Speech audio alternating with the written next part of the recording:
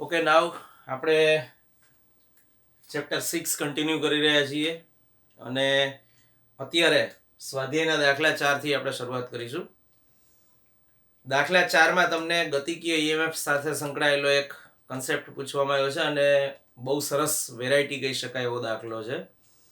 એટલે થોડુંક different thinking, ગતિનું પણ આપણને ખ્યાલ હોય એ જરૂરી છે. તો આપણે પહેલા ચેપ્ટર 6 નો દાખલો 4 લઈએ સ્વાધ્યાયનો અને પછી આપણે રિમેનિંગ પાર્ટ કન્ટિન્યુ કરીશું તમારી થિયરીનો. તો પહેલા અહીંયા એવું કહ્યું છે કે 8 સેન્ટીમીટર અને 2 સેન્ટીમીટર બાજુઓ વાળો અને એક નાનો કાપો ધરાવતો તારનો એક લંબચોરસ ગાળો 0.3 ટેસ્લા તીવ્રતાના અને તેને એટલે કે ગાળાને લંબ દિશામાં રહેલા સમાન ચુંબકીય ક્ષેત્રવાળા વિસ્તારમાં થી બહારની તરફ ગતિ કરી રહ્યો છે. જો ગાળાનો વેગ 1 સેન્ટીમીટર પર સેકન્ડ લાંબી બાજુને અને ટૂંકી બાજુને લંબ દિશામાં હોય, મતલબ તમારે બે કેસ વિચારવાના છે. એક કેસમાં જે વેગ આપ્યો છે એ લાંબી બાજુને લંબ દિશામાં છે, બીજા કેસમાં ટૂંકી બાજુને લંબ દિશામાં છે. તો આ કાપાના છેડાઓ વચ્ચે પ્રેરિત ઈએમએફ શોધો અને એ અને બી માં પ્રેરિત વોલ્ટેજ કેટલા સમય માટે રહેશે એ પણ તમારે કહેવાનું છે. હવે પહેલા તો આપણે જે કંઈ ભૌતિક રાશિઓ આપી છે જેના મૂલ્યો આપણે કામના છે એ લખી લઈએ. પહેલું તો ગાળા માટે માપ આપેલું છે. લંબચોરસ ગાળો છે અને એની બે બાજુઓના માપ છે 8 સેન્ટીમીટર અને 2 સેન્ટીમીટર. એઝ વેલ તમે એને 0.08 મીટર બાય 0.02 મીટર એવું પણ લખી શકો છો. વધુ આગળ માહિતી આપી છે એ મુજબ 0.3 ટેસ્લા ચુંબકીય ક્ષેત્ર છે.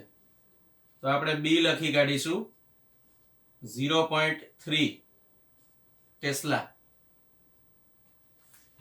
વધુ આગળ માહિતી આપી છે વેગ. v બરાબર 1 સેન્ટીમીટર પર સેકન્ડ. અગેન હું એના પણ મીટર પર સેકન્ડ કરું તો 0.01 થાય મીટર પર સેકન્ડ. હવે પહેલા તો જે પ્રોબ્લેમ આપ્યો છે એમાં તમને બે જુદા જુદા કેસ આપ્યા છે, એટલે આપણે કેસ 1 વિશે અહીંયા વાત કરીશું અને કેસ 2 વિશે અહીંયા વાત કરીશું. અથવા આમાં આપ્યા નામ મુજબ છે એ મુજબ જ લઈએ, કેસ એ અને કેસ બી એવું કહી દો. તો હવે આપણે આ બંને કેસનો અભ્યાસ કરવાનો છે. પહેલા તો લંબચોરસ ગાળો હું અહીંયા દોરું છું. આ લંબચોરસ ગાળો છે જે એક કાપો ધરાવે છે, મતલબ અહીંયા કટ છે, તમે જોઈ શકો છો. ગાળો લંબચોરસ છે અને 0.3 ટેસ્લા તીવ્રતાના અને ગાળાને લંબ દિશામાં રહેલા, મતલબ કે ચુંબકીય ક્ષેત્ર આ દિશામાં છે. આ લંબ દિશામાં રહેલા સમાન ચુંબકીય ક્ષેત્રવાળા વિસ્તારમાંથી બહારની તરફ ગતિ કરી રહ્યો છે. તો હું પહેલા તો બે કેસમાં ગાળો દોરી દઉં છું અને બે કેસમાં ચુંબકીય ક્ષેત્ર દર્શાવી દઉં છું.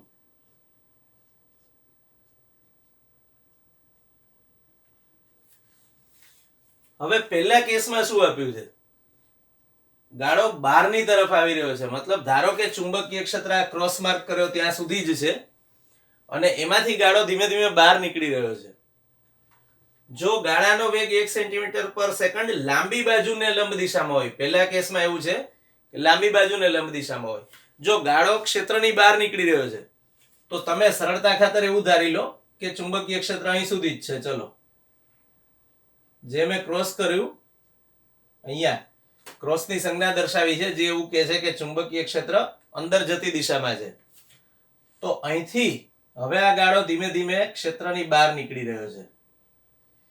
ઇન ધ સેમ મેનર અહીંયા ધારો કે ચુંબકીય ક્ષેત્ર અહીં સુધી જ છે, આથી આગળ નથી, તો અહીંયા પણ આ ક્ષેત્રની બહાર નીકળી રહ્યો છે. વેગ બંને કેસમાં આપ્યો છે v જેટલો.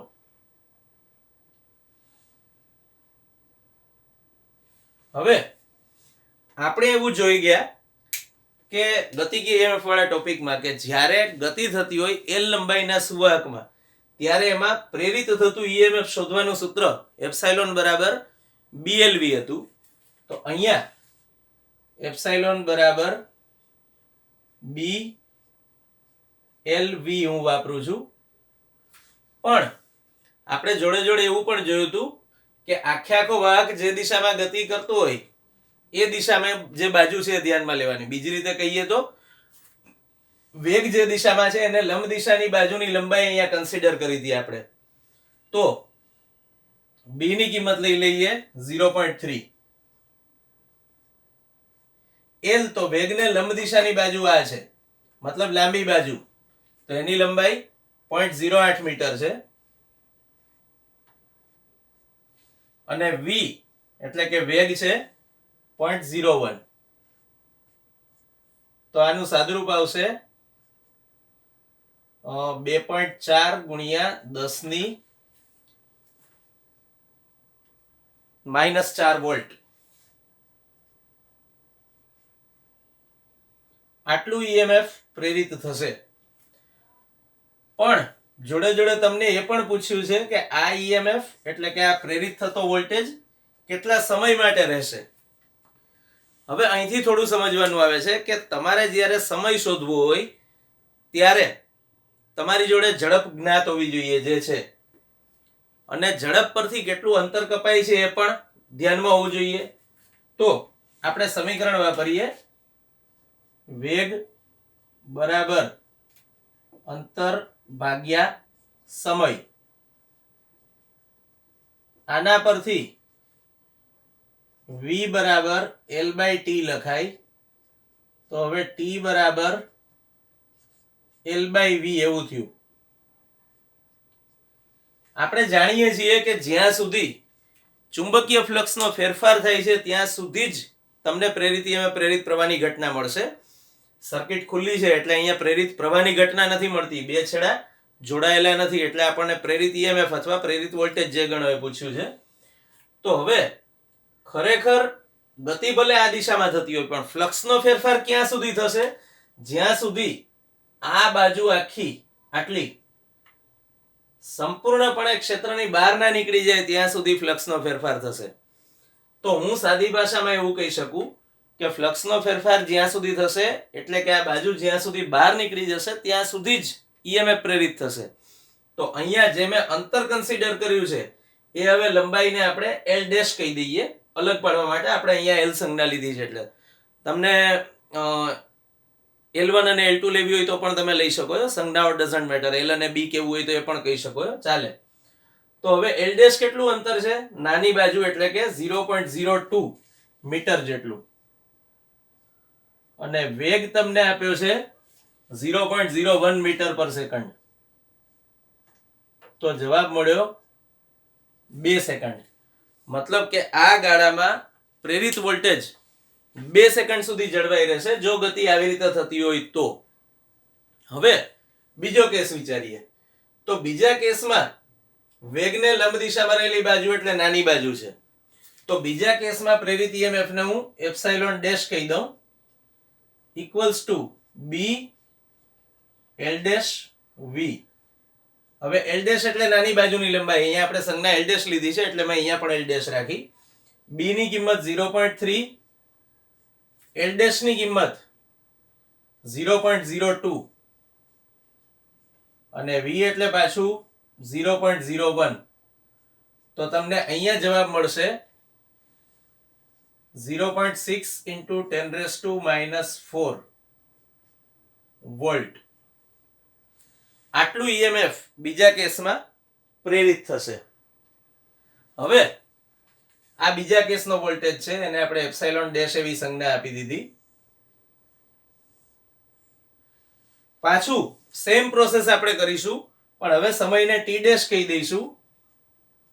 તો T ડેશ બરાબર ફ્લક્સનો ફેરફાર હવે ક્યાં સુધી થશે? જ્યાં સુધી આ આખી બાજુ મતલબ કે આ લાંબી બાજુ ગાળાની લાંબી બાજુ ક્ષેત્રને સંપૂર્ણપણે બહાર ના નીકળી જાય ત્યાં સુધી ફ્લક્સનો ફેરફાર થશે. મતલબ કે ટોટલ કપાતું અંતર આટલું, મતલબ કે લાંબી બાજુની લંબાઈ 0.08 જેટલું, તો L/V લખવું પડે. L એટલે 0.08 અને ફરીથી એકવાર V ની કિંમત 0.01. તો અહીંયા તમને સમય મળ્યો t' બરાબર 8 સેકન્ડ. તો બહુ સરસ એક ઓફબીટ ટાઈપનું ઉદાહરણ કહી શકાય આને. ખાસ વન્સ અગેન જે સમજાવું છું એ દાખલો પૂરો થયા પછી અગત્યના ધ્યાનમાં લેવાના મુદ્દાઓ. પહેલું તો એ ખબર હોવી જોઈએ આ જાણવા માટે, કેટલા સમય સુધી પ્રેરિત EMF જળવાઈ રહેશે જાણવા માટે, કે ફ્લક્સનો ફેરફાર ક્યાં સુધી થાય છે. જે સમય સુધી ફ્લક્સનો ફેરફાર ચાલુ રહે છે એ સમય સુધી તમને પ્રેરિત EMF મળશે. તો બેઝિક કન્સેપ્ટ એ ખબર હોવી જરૂરી છે પહેલા તો. બીજી વસ્તુ કે શબ્દોનું પ્રોપર અર્થઘટન કરવું. તમને જે કંઈ માહિતી આપી છે એ આપણે 1 by 1 લેતા ગયા, અનુરૂપ ભૌતિક રાશિઓ જે મળતી હતી એના પરથી એ લખતા ગયા, અને ફાઇનલી આપણે એક રફ ડાયાગ્રામ ડ્રો કરી. તો આ બધી બાબતો ધ્યાનમાં રાખવાની બાબતો છે. ડાયાગ્રામ ડ્રો કરીને ફરીથી એકવાર કમ્પેર કરી લેવું કે આપણે લખ્યું એની જોડે મેચ થાય છે ને. બની શકે કે આપણે ભૂલથી ચુંબકીય ક્ષેત્રની દિશા કે કંઈ આડું લઈ લીધું હોય તો તકલીફ થઈ શકે. એટલે હવે આપણે વધારે આગળ જઈશું.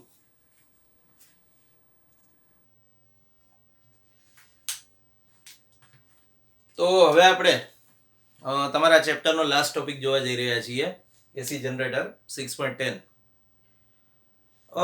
યાદ રાખવા લાયક એક બાબત એ છે કે ચેપ્ટરનો લાસ્ટ ટોપિક છે, પણ નેક્સ્ટ ચેપ્ટર જે આપણે લેવાનું છે, ચેપ્ટર 7 પ્રત્યાવર્તી પ્રવાહ, એ પ્રત્યાવર્તી પ્રવાહ માટે અતિશય અગત્યનો ટોપિક ગણી શકાય. બિલકુલ બેઝિક વસ્તુ એ આ ચેપ્ટરના આ ટોપિકથી શરૂ થાય છે. એટલે બી શ્યોર કે આપણું ફોકસ સંપૂર્ણપણે અહીંયા હોય. કોઈ રોકેટ સાયન્સ નથી, બહુ સિમ્પલ ગણતરી છે, બહુ સિમ્પલ સિદ્ધાંત છે, બહુ સિમ્પલ એનું મિકેનિઝમ છે, પણ ધ્યાનમાં રાખવાથી આપણને ઘણા બધા ફાયદાઓ થશે. તો હવે આપણે એસી જનરેટર સ્ટાર્ટ કરીએ. જોઈ શકો છો કે બે ચુંબકના ધ્રુવો છે, N અને S, મતલબ બે કાયમી ચુંબકોમાંથી એકનો N ધ્રુવ અને એકનો S ધ્રુવ આવી રીતે સામસામે રાખેલા છે. વચ્ચે એક લંબચોરસ ગૂંચળું છે જેનો નમૂના રૂપે એક જ આંટો દેખાડેલો છે આપણે, બાકી આવા ટોટલ N આંટા છે. હવે N આંટા વાળું એક લંબચોરસ ગૂંચળું, એનો એક આંટો આ રહ્યો જે રોટર શાફ્ટ પર જડેલું હોય છે. રોટર શાફ્ટ, રોટર મતલબ ભ્રમણ કરાવે, અને રોટર શાફ્ટ મતલબ એવો સળિયો કે જે ભ્રમણ કરાવે છે. તો આને તમે ભ્રમણ કરાવી શકો છો આવી રીતે. અહીંયા બે સ્લિપ રિંગ આપેલી હોય છે. આ સ્લિપ રિંગ વડે જોડાયેલા કાર્બન બ્રશ છે. સ્લિપ રિંગ મતલબ શું? એવી રિંગ કે જે સરકી શકે છે, એની વચ્ચે રહેલી વસ્તુ સરકી શકે છે. જેમ કે હું આ રિંગની વાત કરું તો આ રિંગની વચ્ચે આ સળિયો છે જે સરકી શકે છે. યુ કેન સી આ રીતે સરકી શકે છે અને ભ્રમણ પણ કરી શકે છે આના સતત સંપર્કમાં રહીને. તો અહીંયા પણ એવી જ કંઈક વસ્તુ છે કે સ્લિપ રિંગ વડે જોડાયેલા બે કાર્બન બ્રશ છે, અને સળિયા જે ગૂંચળાનો આંટો છે એને લાગુ પડતું ચુંબકીય ક્ષેત્ર N થી S ની દિશામાં, એટલે કે B આ દિશામાં છે. આ આંટો જ્યારે ભ્રમણ કરે છે આ રીતે, તો આ એની ભ્રમણ અક્ષ છે. હવે આ બે બ્રશ છે, કાર્બન બ્રશ, જેની વચ્ચે તમને ઉલટ સુલટ EMF મળશે. હવે ઉલટ સુલટ EMF એટલે એવું EMF કે જે સમય સાથે આવર્ત રીતે બદલાય છે. તો બહુ સિમ્પલ રીતે આપણે એક બેઝિક ડિફરન્સ મગજમાં રાખવાનો છે. અત્યાર સુધી તમે જે EMF ભણતા હતા, જે તમને બેટરીમાંથી મળે છે, એ હતું DC EMF. અને DC EMF ની દિશા એકની એક જળવાઈ રહેતી હતી અને એનું મૂલ્ય પણ અચળ જળવાઈ રહેતું હતું. જ્યારે અહીંયા જે EMF મળશે એ એવું મળશે કે જેની દિશા પણ બદલાશે અને મૂલ્ય પણ સતત બદલાયા કરશે. સાદી ભાષામાં કહીએ તો ધારો કે તમે મૂલ્ય વિરુદ્ધ સમયનો ગ્રાફ દોરો. માની લો એક રફ ગ્રાફ આપણે દોરીએ તો DC વોલ્ટેજનું મૂલ્ય આવું મળતું હતું. આને આપણે એપ્સાઇલોન DC એવું નામ આપ્યું. સતત અચળ મૂલ્ય જળવાઈ રહેતું હતું, સમય સાથે બદલાતું નહોતું. જ્યારે AC વોલ્ટેજ જે મળશે, અહીંયા આપણને જે વોલ્ટેજ મળશે એ આ ટાઈપનો મળશે, જેનું મૂલ્ય સમય સાથે સતત બદલાતું રહે છે. જોઈ શકો છો t બરાબર 0 સમયે 0 હતું, પછી થોડા સમય પછી આટલું થયું, એથી વધારે થોડો સમય આ સમયે પહોંચ્યા ત્યારે આટલું થયું. આવી રીતે સતત બદલાયા કરે છે. અને યુ કેન સી અમુક ભાગ ધન વિસ્તારમાં છે ગ્રાફના અને અમુક ભાગ ઋણ વિસ્તારમાં પણ છે.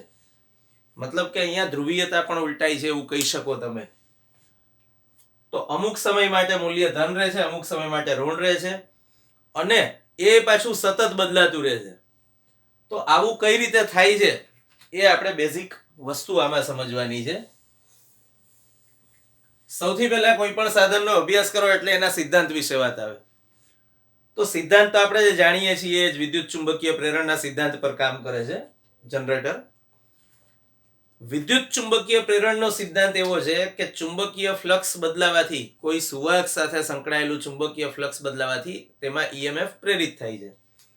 અહીંયા ગુછડું ભ્રમણ કરે, આપણે ફ્લક્સ બદલાવાની જુદી જુદી રીતો ભણ્યા.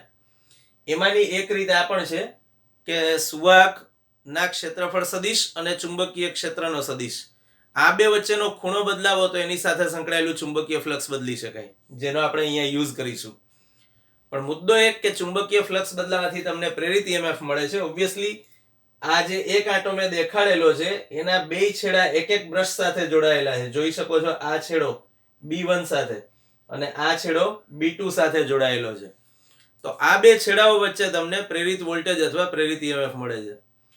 તો તમે એવું કહી શકો કે અહીંયા તમે આ ગુચડાને ભ્રમણ કરવા માટે જે યાંત્રિક ઉર્જા આપી, એ યાંત્રિક ઉર્જા ગુચડાની વિદ્યુત ઉર્જા, મતલબ ગુચડામાંથી મળતી વિદ્યુત ઉર્જા રૂપે કન્વર્ટ થાય છે. સમજીએ કે એક્ઝેક્ટલી શું બને છે. આપણે મેં હમણાં જ કીધું કે ખૂણો બદલીએ છીએ. તો પહેલા તો આપણે ચુંબકીય ફ્લક્સનું સૂત્ર લખીએ, φB બરાબર B.A અથવા BA cos થીટા. આવું સમીકરણ આપણે જાણીએ છીએ. હવે ફેરેડેના વિદ્યુત ચુંબકીય પ્રેરણના નિયમ મુજબ આપણે જાણીએ છીએ કે પ્રેરિત ઈએમએફ એપ્સિલોન બરાબર -n d∅b/dt આ સ્વરૂપે લખી શકાય. અહીંયા cos થીટા શું છે? તો આની બે વચ્ચેનો ખૂણો છે. આ ચુંબકીય ક્ષેત્ર અને ગુચડાનો જે ક્ષેત્રફળ સદિશ છે એ બે વચ્ચેનો ખૂણો. હવે -n d∅dt એમાં n છે આંટાની સંખ્યા છે. મેં તમને પહેલા જ કીધું કે આપણે એક આંટો અહીંયા નમૂના રૂપે દેખાડેલો છે, આવા ટોટલ n આંટા છે. તો મને મળ્યું -n d/dt of BA cos omega t. કારણ કે આપણે થીટા બરાબર ઓમેગા t લઈ લીધું. મતલબ ધારો કે ગુચડાની કોણીય ઝડપ ઓમેગા હોય તો t સમયમાં એને કાપેલું કોણીય અંતર થીટા બરાબર ઓમેગા t થાય, જાણીએ છીએ. છતાં એકવાર રિકોલ કરી લઈએ. એકમ સમયમાં કપાતું કોણીય અંતર ઓમેગા હોય તો t સમયમાં કેટલું? તો એ કોણીય અંતરને આપણે થીટા કહી દીધું અને એનું મૂલ્ય મળ્યું ઓમેગા t. મીન્સ એનું સૂત્ર મળ્યું એવું પણ કહી શકો. તો થીટા બરાબર ઓમેગા t આપણે લઈ લીધું. હવે હું જ્યારે આનું સમય સાપેક્ષ વિકલન કરીશ ત્યારે મને મળશે -n m નું m. BA બંને અચળ છે. B એટલે ચુંબકીય ક્ષેત્ર અને A એટલે આપણે જે ગુચડું વિચાર્યું છે, જેનો એક લંબચોરસ આંટો મેં અહીંયા દેખાડેલો છે, એનું ક્ષેત્રફળ. તો -nBA cos નું વિકલન થાય માઇનસ સાઇન, તો -sin ઓમેગા t. અને આપણે જાણીએ છીએ કે આપણે આને t ગણીને વિકલન કર્યું એટલે એના એક વિકલન વડે આપણે ગુણાવવું પડે. તો હવે આ માઇનસ માઇનસ પ્લસ થઈ ગયું અને આપણને મળ્યું nba. આ ઓમેગાને મેં આગળ લઈ લીધું, sin ઓમેગા t. આ મને એપ્સિલોન નું સૂત્ર મળ્યું. હવે આગળ વધુ વિચારીએ તો આ સમીકરણમાં n અચળ છે, મતલબ ગુચડામાં આંટાઓની સંખ્યા અચળ છે. બી ચુંબકીય ક્ષેત્ર અચળ છે. ગુચડામાં ટોટલ એનું જે ક્ષેત્રફળ છે લંબચોરસ આંટાનું એ પણ અચળ છે. અને ઓમેગા મીન્સ ગુચડું અચળ કોણીય ઝડપથી ભ્રમણ કરે. તો આ બધા પદો તો અચળ છે, એનબી ઓમેગા, તો ચલ કહી શકાય એવું એક જ પદ, અને એ પણ પાછું સમય સાથે બદલાય છે, સ્મોલ ટી આવે છે, અને એ પણ પાછું સાઇન વિધેયને અનુસરે છે. મતલબ તમને એક એવું ઈએમએફ મળ્યું કે જે સમય સાથે આવર્ત રીતે બદલાય છે.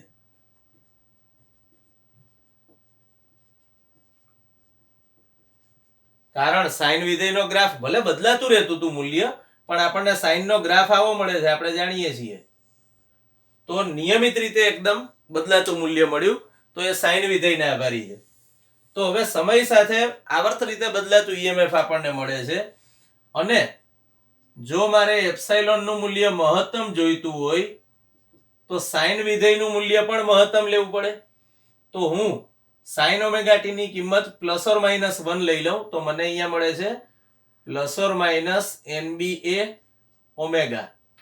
આને આપણે નામ આપી દીધું એપ્સાઇલોન 0, કારણ કે એપ્સાઇલોન બરાબર એપ્સાઇલોન મેક્સિમમ થવા માટે સાઇન ઓમેગા ટી નું મૂલ્ય પણ મેક્સિમમ થવું જોઈએ, જે છે +or-1. તો તમે આને એપ્સાઇલોન 0 ગણો કે એપ્સાઇલોન મેક્સિમમ ગણો ચાલે, આપણે આ મહત્તમ મૂલ્ય છે એટલે અહીંયા મેક્સિમમ લખ્યું અને એને સંજ્ઞા આપી છે એપ્સાઇલોન 0. તો હવે આ મૂલ્ય જ્યારે હું આમાં મૂકી દઉં છું ત્યારે મને મળ્યું એપ્સાઇલોન બરાબર એપ્સાઇલોન 0 સાઇન ઓમેગા ટી. અને જો હું ઓમેગા બરાબર 2π ન્યુ લઈ લઉં, આપણે જાણીએ છીએ કે કોણીય આવૃત્તિ એટલે રેખીય આવૃત્તિ અથવા સાદી આવૃત્તિને 2π વડે ગુણવાથી મળતી ભૌતિક રાશિ. તો તમે એવું પણ લખી શકો છો એપ્સાઇલોન 0 સાઇન 2π ન્યુ ટી. તો સાદામાં સાદી રીતે કહીએ તો તમને એક અહીંયા +or-એપ્સાઇલોન 0 આવવું જોઈએ. સાદામાં સાદી રીતે કહીએ તો તમને એક એવું ઈએમએફ મળ્યું જે સાઇન વિધેય અનુસાર બદલાય છે અને સમય સાથે આવર્ત રીતે બદલાય છે. તમે ઓમેગા બરાબર 2π/t લઈ લો. ધારો કે તમારે જાણવું છે કે ભાઈ સમય સાથે આવર્ત રીતે કઈ રીતે બદલાય છે આનું મૂલ્ય, તો હવે આપણે એ સમજીએ.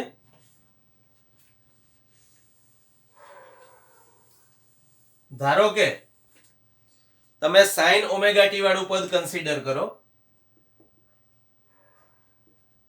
તો આપણે જાણીએ છીએ ઓમેગા ની કિંમત 2π/T છે. એ મૂકી દીધી.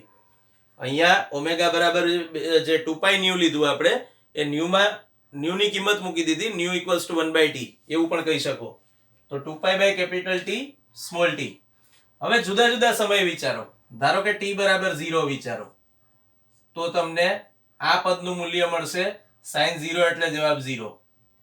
પછી ધારો કે તમે t બરાબર T/4 લઈ લો, તો શું મળશે અહીંયા sin 2π/T T/4 small t ની કિંમત, આ tt કેન્સલ, 2 દુ 4, તો sin π/2 વધ્યું એટલે કે જવાબ મળ્યો +1. આ જ રીતે સ્મોલ t બરાબર T/2 લઈ લો, તો શું મળશે sin 2π/T T/2, આ tt કેન્સલ, 2 કેન્સલ, તો sin π ની કિંમત 0. આ જ રીતે 3t/2 લેશો તો અહીંયા -1 મળશે, અને t લઈ લેશો તો પાછું તમને મૂલ્ય 0 મળી જશે. જુદી જુદી કિંમતો સમયની લઈને તમે આવી ગણતરી કરી શકો છો. હવે સાદી ભાષામાં કહીએ તો આપણને એક એવું ઈએમએફ મળ્યું કે જે ઓલ્ટરનેટ થાય છે. આપણે જે લખ્યું નામ એસી જનરેટર, શબ્દ થોડો ખોટો છે એકચ્યુઅલી, પણ તમને એક એવું ઈએમએફ મળ્યું કે જે ઓલ્ટરનેટ થયા કરે છે, ધન ઋણ ચેન્જ થયા કરે છે. તો ઓલ્ટરનેટ થવાના કારણે એનું નામ ઓલ્ટરનેટિંગ પડ્યું, પ્રત્યાવર્તી શુદ્ધ ગુજરાતીમાં. પણ ખરેખર આપણે જે એસી લખીએ છીએ એનો મતલબ છે ઓલ્ટરનેટિંગ કરંટ. અને આ જ રીતે વિદ્યુત ઈએમએફ જે અહીંયા આપણને મળ્યું એને આપણે નામ આપ્યું ઓલ્ટરનેટિંગ વોલ્ટેજ. તો પછી એના માટે લખવું જોઈએ એવી, પણ આપણે લખીએ છીએ એસી. સિસ્ટમ છે એવી, એસી પ્રવાહ અને એસી વોલ્ટેજ એવું લખવામાં આવે છે. બાકી તમે એસી બોલો ઇટ મીન્સ ઓલ્ટરનેટિંગ કરંટ, તો પછી ઓલ્ટરનેટિંગ વોલ્ટેજ માટે બોલવું જોઈએ એવી. તો તમે એસી પ્રવાહ અને એસી વોલ્ટેજ બોલો એ બેમાંથી એકેય શબ્દોનો કોઈ અર્થ રહેતો નથી. પણ આપણે રૂટીનમાં ઘણા બધા શબ્દોથી ટેવાઈ ગયા છીએ જે આપણે વાપરતા હોઈએ છીએ, એટલે આપણે આને પણ સિસ્ટમ મુજબ એસી પ્રવાહ અને એસી વોલ્ટેજ કહી દીધું. એ જ રીતે જે પેલું હતું એને આપણે ડીસી પ્રવાહ અને ડીસી વોલ્ટેજ કહેતા હતા. તો અગેન ડાયરેક્ટ કરંટ એટલે જ સીધો પ્રવાહ, સુરેખ પ્રવાહ જેનું મૂલ્ય બદલાતું નથી, છતાં તમે બોલો છો ડીસી પ્રવાહ, તો ડાયરેક્ટ પ્રવાહ એવો અર્થ થયો એનો. તો ચાલે, એટલે આ સિસ્ટમ યાદ રાખવાની.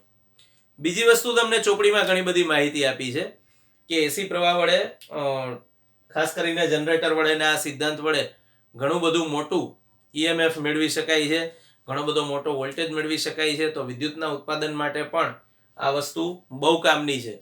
આપણે જે સોર્સ જોયો, ધારો કે ગુચડા પર પાણી પડતું હોય અને પાણીની ગતિ ઉર્જાના કારણે ગુચડું ફરે, તો એમાંથી પણ વિદ્યુત ઉર્જા મેળવી શકાય છે, જે પાવર સ્ટેશનનો બેઝિક સિદ્ધાંત છે, હાઇડ્રો પાવર સ્ટેશનનો. ઉપરાંત ઘણું બધું મોટું ઈએમએફ, ઘણી બધી મોટી ઉર્જા આપણે આ સિદ્ધાંત વડે મેળવી શકીએ છીએ. યાદ કરો, સૌથી પહેલા આપણે જે કીધું હતું એ કે ભાઈ સૌથી પહેલી શોધ જ્યારે કરી ફેરાડે કે કોઈ, ત્યારે એને શું કહેવામાં આવ્યું કે ભાઈ આટલા સૂક્ષ્મ પ્રવાહનું કામ શું છે? તો એમાંથી મેં તમને ત્યારે કીધું હતું કે આપણે અત્યારે જે મોટા મોટા પાવર સ્ટેશન્સ વગેરે બધું એસ્ટાબ્લિશ કરીએ છીએ એ બધા પાછળ આનો બહુ મોટો હાથ છે. અને ચેપ્ટર જ્યાં પૂરું થાય છે ત્યાં તમને એક અગત્યની આંકડાકીય માહિતી આપવામાં આવી છે કે ભારતમાં આ આવૃત્તિ ન્યૂ નું મૂલ્ય 50 હર્ટ્ઝ છે અને યુએસએ જેવા દેશોમાં 60 હર્ટ્ઝ છે. યાદ રાખવાની છે, કદાચ 1 માર્કના VSQ માં તમને આ ક્વેશ્ચન પૂછી શકાય કે કેટલી આવૃત્તિ છે. 11 કમલા એક સ્થિર સાયકલને પેડલ મારે છે અને આ પેડલ્સ 100 આંટાઓ અને 0.10 મીટર સ્ક્વેર ક્ષેત્રફળ વાળા ગુચડા સાથે જોડાયેલા છે. અગેન આપણા કામની વસ્તુઓ આપણે જોડે જોડે લખતા જઈશું. ટોટલ 100 આંટા છે, મતલબ n = 100. બીજી વસ્તુ કે 0.10 મીટર સ્ક્વેર ક્ષેત્રફળ તમને આપેલું છે, તો a બરાબર 0.10.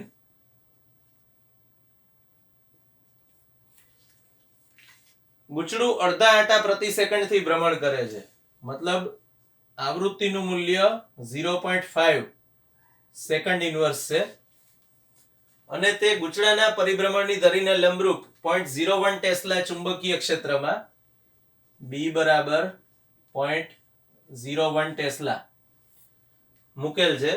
તો ગુચડામાં ઉત્પન્ન થતો મહત્તમ વોલ્ટેજ શોધો.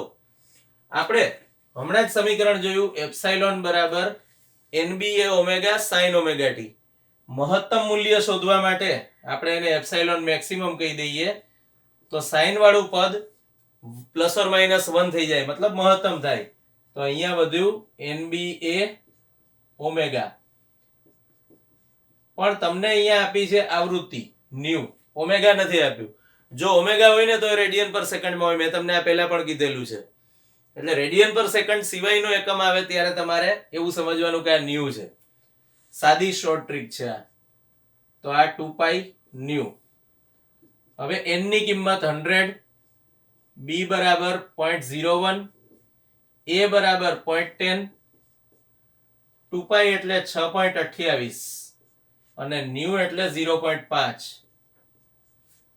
બધાને સાદુરૂપ આપો એટલે તમને જે પૂછ્યું છે ગુચડામાં ઉત્પન્ન થતો મહત્તમ વોલ્ટેજ એનું મૂલ્ય મળશે 0.314 વોલ્ટ.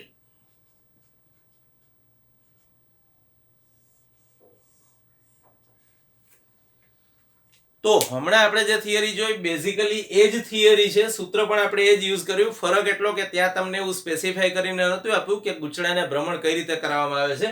અહીંયા આપ્યું છે કમલા એક સ્થિર સાયકલને પેડલ મારે છે અને પેડલ્સ ગુચડા સાથે જોડાયેલા છે, મતલબ ગુચડું જે ભ્રમણ કરવા માટેની ઉર્જા મેળવે છે ક્યાંથી મેળવે છે? કમલા જે પેડલ્સ મારે છે એમાંથી. હવે આપણે આ જ સૂત્ર પર આધારિત સ્વાધ્યાયનો એક દાખલો, જે લાસ્ટ દાખલો આપણે બાકી છે એ જોઈશું. ઓકે, હવે સ્વાધ્યાયનો દાખલો 6.6. 8 સેન્ટીમીટર ત્રિજ્યા.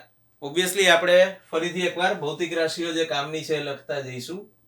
ત્રિજ્યા 8 સેન્ટીમીટરના મેં મીટર કરીને લખ્યા એટલે 0.08 મીટર, અને 20 આંટાવાળા n બરાબર 20 છે. ગુચડાને તેના ઉર્ધ્વ વ્યાસને અનુલક્ષીને 3.0 10⁻² ટેસ્લા મૂલ્યના 3.0 10⁻² ટેસ્લા મૂલ્યના સમાન સમક્ષિતિજ ચુંબકીય ક્ષેત્રમાં 50 રેડિયન પર સેકન્ડ કોણીય ઝડપથી, મતલબ કે ઓમેગાની કિંમત આપી છે 50 રેડિયન પર સેકન્ડ, ઘુમાવવામાં આવે છે. તેમાં સરેરાશ પ્રેરિત EMF જે પેલું પૂછ્યું છે, સરેરાશ પ્રેરિત EMF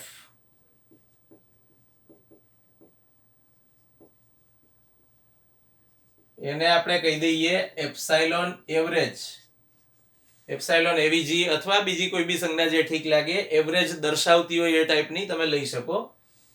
તો આ સરેરાશ પ્રેરિત EMF શૂન્ય થશે, કારણ કે પ્રેરિત EMF સાઇન વિધેય પર આધારિત છે,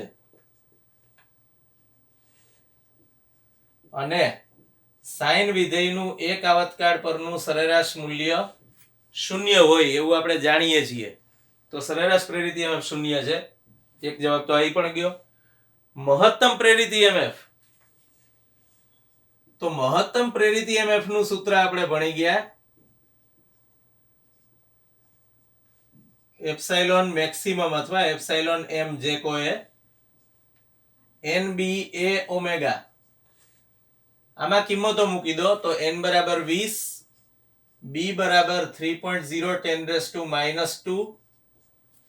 હવે a તો a બરાબર πr²,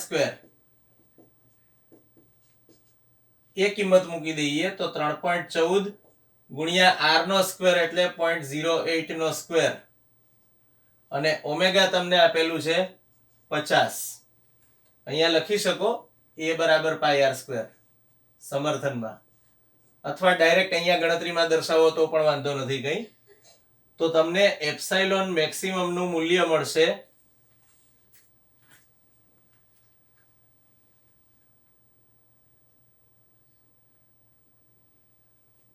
0.603 વોલ્ટ.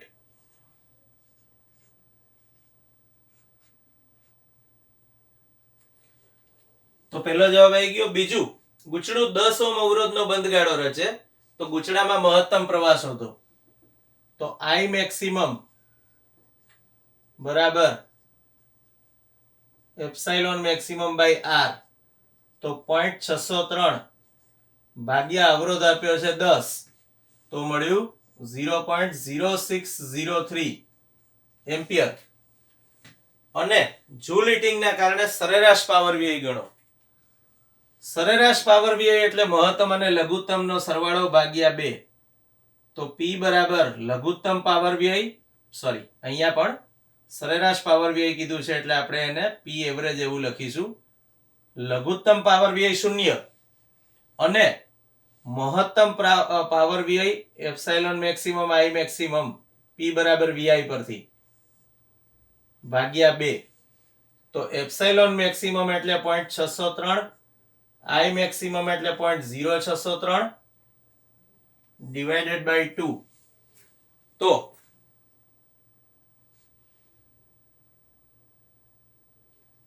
તમને આનો જવાબ મળશે 0.018 વોટ. લાસ્ટ તમને જે પૂછ્યું છે, જૂલ હીટિંગના કારણે સરેરાશ પાવર વ્યય ગણો, જે આપણે ગણ્યું. અને આ પાવર ક્યાંથી આવે છે?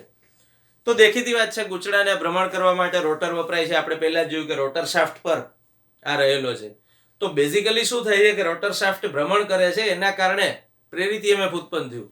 હવે પ્રેરિત EMF નો વિરોધ કરે એવી રીતે તમને ફ્લક્સનો ફેરફાર મળ્યો લેન્ઝના નિયમ અનુસાર. તો તમારે એ ભ્રમણને જાળવી રાખવા માટે બહારથી ઉર્જા આપવી પડી. અને એ બહારથી અપાયેલી ઉર્જા જે આપણે શરૂઆતમાં ભણ્યા કે યાંત્રિક ઉર્જાનું વિદ્યુત ઉર્જામાં રૂપાંતરણ થાય એ હોય છે. તો આ પાવર પણ બેઝિકલી એમાંથી જ આવે છે. અહીંયા તમારું આ ચેપ્ટર તો પૂરું થાય છે, પણ નેક્સ્ટ ટાઈમ આપણે જ્યારે મળીશું ત્યારે ચેપ્ટર 7 સ્ટાર્ટ કરવા જઈ રહ્યા છીએ. અને ચેપ્ટર 7 આવડે આપણે ચાલે એ પહેલા ઇટ ઇઝ અ મસ્ટ કે તમને છઠ્ઠું ચેપ્ટર પ્રોપરલી આવડતું હોય. ચેપ્ટર 6 હજુ પણ જો કોઈ કન્સેપ્ટ્સમાં ક્યાંય પ્રોબ્લેમ હોય તો તમે વિડીયોઝ જોઈ શકો છો. અને એકવાર આપણા બધા બેઝિક્સ ક્લિયર હોય એ બહુ જરૂરી છે, કારણ કે ચેપ્ટર 7 આની કમ્પેરિઝનમાં ઘણું ટફ કહી શકાય એવું છે. અઘરું નથી, પણ આ ના આવડતું હોય તો તમને અઘરું લાગે. સો નેક્સ્ટ ટાઈમ મળીએ ત્યારે ચેપ્ટર 7 આપણે સ્ટાર્ટ કરીશું.